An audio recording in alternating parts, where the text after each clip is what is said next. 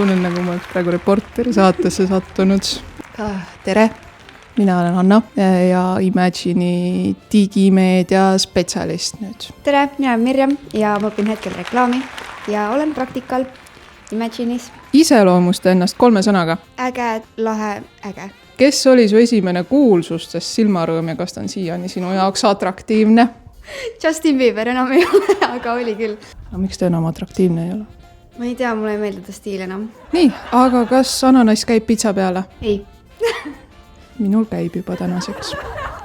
Lase oma viimast laulu Spotify's, mida sa kuulasid. Oi! Mis su guilty pleasure on? See on väga piinlik. Lasen seda jah.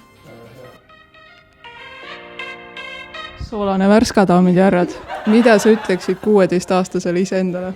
Elu ei ole nii tõsine, kui sa arvad, et see on. Elu on chill siis, jah?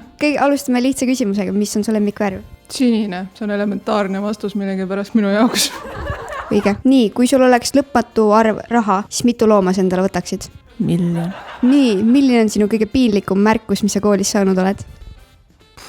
Ma pritsisin mingit poissi veega ja siis kirjutati märkus selle kohta. Kiusupõnn oled, jah? Elu ilma kohvita? Ei. Miks? Sest õige. Täname vaatamast. Mina olin Hanna. Ma olin Mirjam. Tšau, paka. Kuskil kosmosest tuli mulle üks päev üks sõnum.